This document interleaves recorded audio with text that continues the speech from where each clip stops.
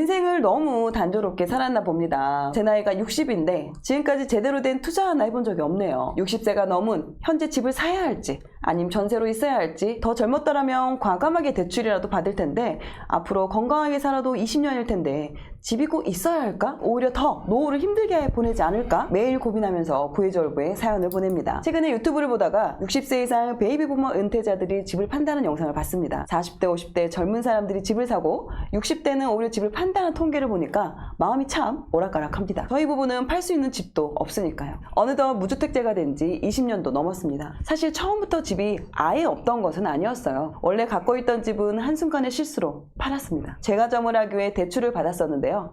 한 달에 200만 원씩 꼬박꼬박 나오는 대출이자가 숨이 막혔습니다. 공무원 남편과 그리고 자영업하는 아내, 생활이 어렵다 보니 대출금 갚는 것이 먼저였습니다. 하나뿐인 집을 팔고 나서야 대출을 전부 갚을 수 있었지만 참 잘못된 선택이었구나 깨닫습니다. 현재 고민은 저희는 집을 살 거라는 생각은 1도 못했는데 집값은 자꾸 오르니까 작은 집이라도 사야 하나? 이런 생각까지 하게 되면서 너무 망설여집니다. 제 나이 62세, 앞으로 건강하게 산다면 20년 정도 생각하는데요. 꼭 집이 있어야 할까 생각도 듭니다. 남편과 저는 지금 이 나이에 무리하게 집을 사서 대출금을 갚는다고 힘들게 살지 말자 생각하고 청약홈에서 공공주택과 임대주택을 매일 보고 있습니다. 저희 부부에게 선택지는 두 가지입니다. 현재 전세감 포함해서 2억 정도 있는데요. 첫 번째, 1억 정도를 더 대출을 받아서 3억짜리 집을 사는 것. 두 번째, 임대주택으로 들어가는 것. 젊었을 때는 매달 연금 받으니 다행이라 생각했습니다.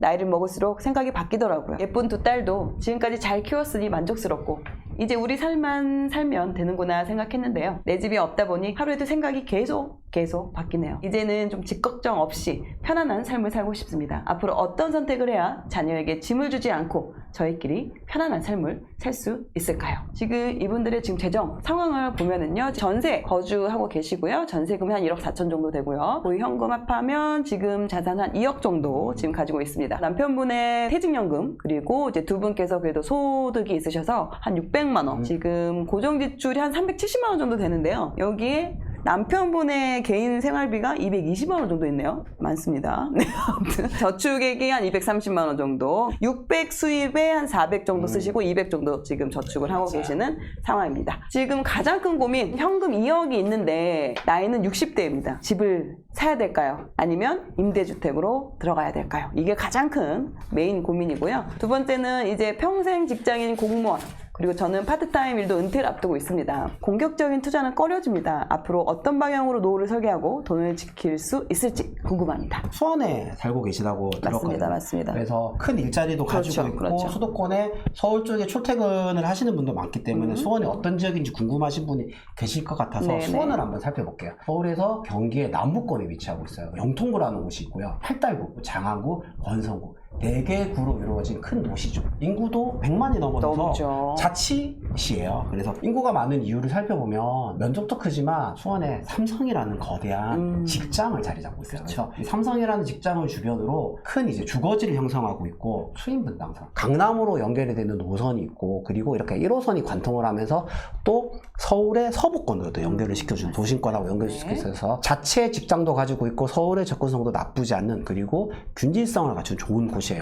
수원에서 많은 관심을 가지는 영통구라는 곳을 좀 살펴볼 거고, 먼저 여기 보면 광교라는 지역이 있죠. 광교는 이기 신도시라고 해서 수도권 주변에 이제 그 추가 이제 주택을 공급하면서 지어진 이제 신축 택지가 되는 거고요. 신분당선이라고 해서 이런 철도가 놓여 있어요. 강남에 바로 직결이 되면서 강남 접근성이 좋고, 여기에 경기도청 같은 광교 테크노밸리 같은 직장을 갖추고 있어요. 여기 실제로 가보면 광교 호수에 엄청나게 잘 돼 있어요. 맞습니다. 자연환경이 잘 돼 있기 때문에 사람들이 가고 싶어하고 갖고 싶어하는 곳이고, 이런 아울렛과 상권이 잘 돼 있어서 정말 좋아하는 곳이거든요. 여기는 가격대가 이제 30평대 기준으로 15억대까지도 형성이 돼 있어요. 수원에서 가장 좋은 곳이구나 이렇게 살펴본 거고, 실제로 제가 좀 더 깊이 볼 것은 이 영통구에 영통쪽이라고 부르는 곳이 있고, 그리고 새 아파트가 위치한 망포, 메탄이라고 부르는 낡은 아파트들이 개발되고 있는 지역, 그리고 이제 팔달구로 넘어오면 외교라는 신축, 수원시청 밑에서 터미널 위쪽에서 좀 택지에 갖춘 권선 쪽이라는 곳이 있거든요. 이 4개 지역을 왜 살펴봤냐면, 가격대를 구축 아파트를 봤을 때 3억에서 5억대 사이 정도의 나쁘지 않은 가격대를 보이고 있는 곳이고, 이 영통이라는 곳은 뭐냐면 자세히 들여다보면 살짝 여기가 언덕이거든요. 언덕이긴 하지만 이 역접근성이 좋고 초등학교, 중학교가 정말 학군지라고 불릴 만큼 많은 분들이 거주를 하고 싶어하는 학부모들이 이사를 오고 싶어 하는 곳이고, 그래서 매매 가격도 그렇지만 전세 가격이 높아서 거주의 어떤 수요가 높은 곳이에요. 이렇게 반듯하게. 낡은 구축 아파트지만 일개 신도시 느낌이죠. 그쵸? 네. 반듯반듯하고 상권이 잘 갖춰져 있고 학교까지 잘 돼 있기 때문에 이 영통이라는 곳이 있고요. 여기가 낡았는데 이 대체지로 들어온 것들이 이 망포 쪽 주변에 신축 아파트가 네. 들어왔어요. 여기 보시면 여기 이제 영통의 새로운 대장이 된 힐스테이트 이렇게 엄청나게, 그리고 반대쪽도 이렇게 여기가 지하철에서 멀지도 않고, 그래서 여기가 망포가 정말 좋은 모습이고 2010년대 중후반에 이제 지어진 아파트 신축들이거든요. 그래서 여기 20평대가 신축이 한 7억대 정도의 가격을 보고 있어요. 좀 더 올라오면 수입 분당선을 타고 영통구 위쪽에 보면 메탄 주공이라고 부르는 주공 아파트들, 상대적으로 역도 가깝고 해서 4억대가 넘어가는 좀 비싼 곳이지만 이 위쪽으로 해서 이런 이제 메탄 삼성이나 이런 쪽은 이제 3억대의 모습도 보이고 있고, 여기가 메탄 주공 이제 4단지 5단지가 되는데 여기가 이미 철거가 이루어졌어요. 이런 모습의 낮은 아파트였는데 여기가 펜스를 치고 부시고 있는 거예요. 즉 재건축이 진행 중이에요. 철거 전인 거죠? 네, 방금 사진 철거 전이고 지금 철거가 진행이 되고 있고, 여기가 3,600세대 대규모 단지로 들어가는 면적 자체가 되게 커 보이네. 네, 커 보이고, 그래서 구축 아파트지만 거의 6억대 넘는 20평대가 높은 가격을 보이거든요. 그냥 새 아파트 기대가 안 있으니까. 그리고 그 밑에 아파트는 적지만 인계동이라는 거대한 수원의 상권이 중심이 접근하고 있고요. 거대한 상권이 있고 젊은 분들이 많이 가요. 그 밑에 쪽으로 이런 권선 쪽에 이런 또 다른 택지가 하나 있어요. 이마트, NC백화점, 수원터미널을 갖추고 있고, 여기 이 택지에 20평대 아파트들이 구축 아파트지만 살기 좋은 아파트들의 모습을 갖추고 있고, 이 권선동 같은 경우에는 또 3억 초중반에 가격에 여기 이제 방 3개짜리 이런 데가 갖출 수 있거든요. 그래서 이런 곳까지 지금 살펴볼 수 있는 거예요. 그래서 이렇게 팔달구나 다른 장안구나 또 다른 권선구를 볼 수 있겠지만 주로 이제 생활권이 될 수 있는 여기를 한번 설명을 드렸습니다. 통화 한번 해보도록 하겠습니다. 행복한 은퇴님. 안녕하세요. 네, 코코드림입니다. 네. 안녕하세요. 네, 저희가 60대 사연을 받은 거는 처음인 것 같아요. 어떻게 이렇게 사연을 쓰실 생각을 하시게 됐을까요? 집 살 생각을 못하고 있다가 눈을 뜬다고 해야 될까? 너무 아는 게 없어서 전문가의 도움을 좀 받고 싶다. 잘하셨습니다. 이렇게 또 용기 내서 사연까지 보낸다는 게 쉽지가 않은데 이야기해 볼 수 있는 시간 가질 수 있을 것 같습니다. 일부 대출을 내서 집을 사는 게 맞을지, 아니면 생활비를 좀 더 풍족하게 쓰면서 임대주택으로 사는 게 나을지 고민이시잖아요. 이 자본주의라는 시장에서 발생할 수 있는 건 뭐냐면, 시간이 지나가면 내가 받는 소득은 동일하잖아요. 고정적이잖아요. 이제는 내가 살면서 들어가는 물가나 이런 부분은 가격이 상승할 수밖에 없는 부분이거든요. 지출이 늘어날 수밖에 없는 부분이고, 그리고 거기에 주거비 같은 경우도 아무리 임대주택이나 이런 걸 하더라도 주거 비용이 늘어날 수밖에 없는 부분이 발생할 수 있거든요. 그래서 물가 상승을 넘어설 수 있는 나만의 자산을 가지는 게 정말 중요한 거예요. 임대주택에 들어가지 않고 집을 살 수 있는 선택이나 기회가 존재하고 있기 때문에 저는 너무 일단 다행이더라고요. 지금 상황에서도 집을 사는 게 맞다는 거예요. 그러면 어떤 집을 사느냐가 정말 중요한 거고, 어떤 방법을 쓰느냐가 정말 중요한 거잖아요. 저축액이 두 분이 합치면 한 200만 원에서 200만 원 초반대 정도를 지금 저축액이 가능하신 상황이시잖아요. 사연에서 적어주신 고민은 한 1억 정도 대출을 해서 3억 정도로 보셨는데, 제가 좀 더 넓게 봤을 때는 뭐 너무 무리한 대출은 아니고 한 1억 5천 정도까지, 그러면 이제 원리금 상환액이 60, 70 정도만 갚는 상황이 되는 거거든요. 보수적으로 봤을 때 좀 더. 그러면 어떻게 되냐면, 내가 저축액 내에서도 무리가 되지 않는 범위에서 생활비를 하면서도 가능한 상황이거든요. 그리고 3억이 아니라 3억대 중반의 가격대까지 좀 넓혀서 내 집을 마련할 수 있고, 그 3억대 중반을 갔을 때 앞에서 말씀드렸던 수원의 여러 지역에서 영통 쪽이라든지 메탄 쪽이라든지 이런 권선 쪽을 말씀을 드렸잖아요. 좀 더 들어가면 황골이라는 이런 곳도 있거든요. 황골 마을. 그런 쪽들이 방 3개짜리, 뭐 일부는 계단식도 가능하고 일부는 복도식이 있는 아파트도 있지만 고려 볼 수 있는 집들이 있어요. 아파트들이 충분히 가치 있는 지역이고 가격이 가치 대비 비싸다고 생각을 안 하고 있어서 감당 가능한 대출 범위, 그리고 이 자산을 가짐으로써 절대 앞으로는 나의 자본주의에서 뒤처지지 않고 오히려 앞서갈 수 있는 모습이 보이고요. 내가 주택연금도 받아볼 수 있는 거예요. 그리고 은퇴를 했는데 내가 대출을 받을 수 있을까 걱정이 되실 건데, 퇴직연금 같은 경우에는 증빙소득으로 해서 소득으로 인정이 되거든요. 일부 은행권에서는, 일부 금융권에서는 인정이 되기 때문에 주택담보대출을 받을 수 있는 여력이 생겨요. 기회를 한번 잡아보셨으면 좋겠어요. 네, 감사합니다. 저 궁금한 게 있는데요. LH에서 나온 오산에 아파트가 몇 개가 이제 나왔어요. 시세보다 조금 더 저렴하게 나와 있더라고요. 네. 이런 것도 혹시 괜찮을지. 부동산이라는 거는 두 가지를 볼 수 있거든요. 첫 번째 가격도 중요하고요. 두 번째는 이 부동산이 사람들이 좋아할 만한 지역과 좋아할 만한 요소, 좋아할 만한 위치에 있는지가 정말 중요한 거거든요. 사람들이 좋아하니까 사람들이 사고 싶어 하는 거고 살고 싶어 하니까 그게 자산으로서 더 가치를 가지고 가격으로도 반영이 되는 건데, 오산 내에서도 여러 지역들이 있지만 상대적으로 오산이라는 지역의 규모와 직주 근접의 이런 모습에서 수요가 좀 상대적으로 수도권에서도 외곽의 모습을 갖추고 있는 곳이거든요. 그래서 저는 단지를 정확하게 봐야겠지만 그 주변에 있는 아파트의 과거의 모습을 보면서 오산 주변에 아까 말씀하셨던 그곳 있잖아요. 거기에 있는 곳이 사람들이 좋아할 만한 생활권인가? 좋아할 만한 요소들이 많은 곳인가를 보고 그게 덜하다고 하면 가격이 싸다고 해도 그 결정을 하기보다는 좀 더 사람들이 많이 모여 사는 곳을 살펴볼 것 같아요. 네, 잘 알겠습니다. 네네.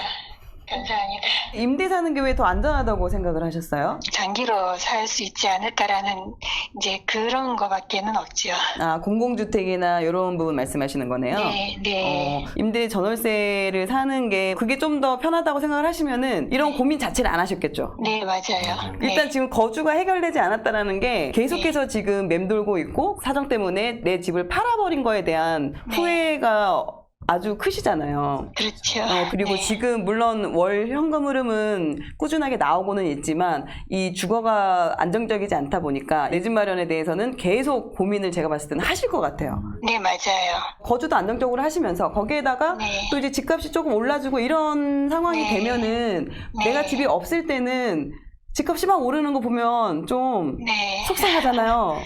네, 맞아요. 염려되는 부분은 알고 있지만 그래서 대출을 정말 보수적으로 할 수 있게끔, 그리고 지금 거주하시는 그 지역이 다행스럽게도 집값이 아직은 그렇게 많이 오르지 않은 상황이라서 네. 크게 생활권을 벗어나지 않으시면서 네. 좀 거주 네. 안정성을 누리시면서 적정한 네. 수준에서 대출을 활용해서 내 집 마련을 하실 수가 있을 것 같아서 내 집 네. 마련을 하시기를 저희가 이렇게 좀 답변을 드렸습니다. 감사합니다.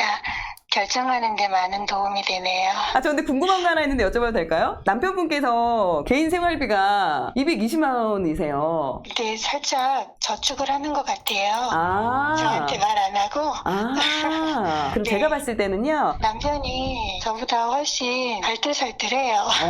그러시군요. 그러면 뭐 네. 이미 꽤 은근히 모아 놓으셨을 수도 있겠습니다. 대출을 긍정적으로 말씀해 주셔서 감사합니다. 아니, 현실적으로 말씀드린 겁니다.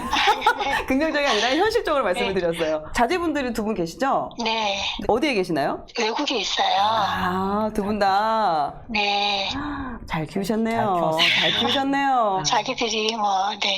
역시 부모님의 그러니까요. 마음. 지금 두 번째 고민이 어떤 방향으로 노후를 설계하고 돈을 더 이렇게 불릴 수 있을까 이렇게 말씀하셨는데 제가 네. 생각하기에는 현실적으로 60대에서의 그 투자는 공격보다는 수비가 더 저는 맞다라고 생각이 좀 드는 것 같아요. 네, 맞습니다. 네, 오히려 지금 내가 가지고 있는 걸 잘 지켜나가는 게 더 현실적으로 아주 좋은 방법이지 않을까. 그래서 오히려 하지 말아야 될 것들이 오히려 더 많거든요. 또 이제 연세가 있으신 분들은 소득이 줄어들면서 그 따박따박 월세 맞아. 이거에 대한 그 로망이 크다 보니까 주변에서 유혹의 손길들이 아주 많습니다. 네. 수익형 투자를 이제 권하는 뭐 분양형 네. 호텔이라든지 오피스텔, 빌라, 네. 뭐 이런 지산 이런 것들이 상당히 많은데 이런 부분들을 정말 조심하셔야 돼요.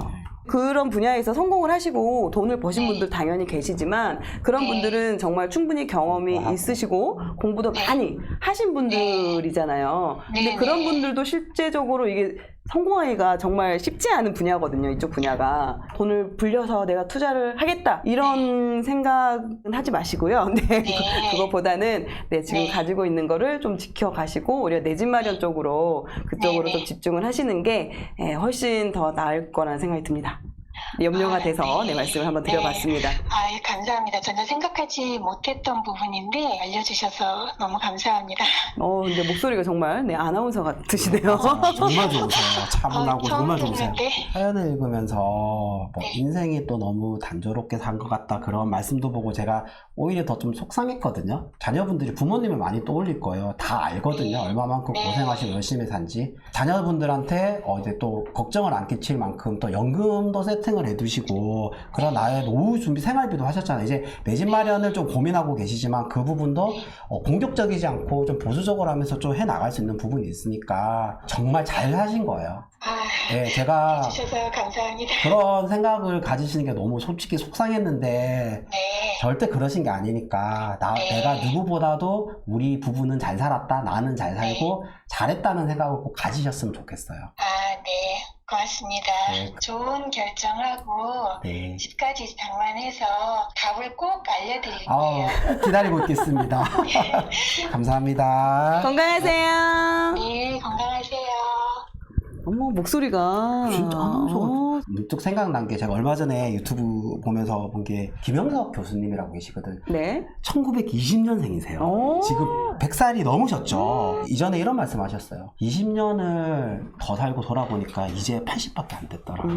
그리고 거기서도 20년을 더 사셨잖아요. 40대 후반, 50대 초반, 50대 중반을 넘어가시는 분들이 그런 생각을 가지실 거예요. 나 혹시 늦은 거 아닐까? 내가 지금 할 수 있는 게 있을까? 그렇죠. 아직 은퇴도 안 하셨고 할 수 있는 게 많거든요. 월부스라는 걸 가보면 월부닥 하면서 이제 하면 이제 월부스가 나오는데 여기 나온 너바나님께서 처음 시작을 목돈 1,500만으로 시작해서 노후를 준비하셨던 분이에요. 그래서 그 10년, 15년이 넘는 그 방법을 노후를 완성하는 방법을 이 월부스 1,000원 강의를 통해서 준비해서 알려드리려고 하는 거거든요. 그래서 단순히 투자 방법만 알려주는 게 절대 아니에요. 어떻게 연도별로 돈도 모으고 어떤 방법으로 맞아요. 불려나간 실제 경험을 통해서 말씀하시는 거거든요. 은퇴를 했을 때 그런 걱정이 사라지고 노후 준비가 돼 있을 수도 있고 아니면 노후 준비 이후에 또 어떤 방향으로 그리고 그 과정에서 내 자녀들한테 자식들한테도 맞아요. 어떤 걸 알려줄 수 있는 맞습니다. 그런 부모가 될 수 있는 거예요. 내가 늦다고 생각하지 않고 할 수 있을 때 그걸 따놓고 평생 모습에서 배워 나가셨으면 좋겠어요. 60대 분께서 진짜 이렇게 용기를 내서 저희한테 사연을 보내주셨잖아요. 그러니까 여러분 사연 쓰는 거, 사연 보내는 거에 대해서 망설이지 마십시오. 네, 저희가 정말 다양한 그런 사연 그리고 다양한 그런 그런 사정에 따라서 또 저희가 해드릴 수 있는 그런 솔루션들이 또 아주 많이 준비되어 있으니까요. 네, 꼭 용기 내서 사연 보내주시면 좋겠습니다.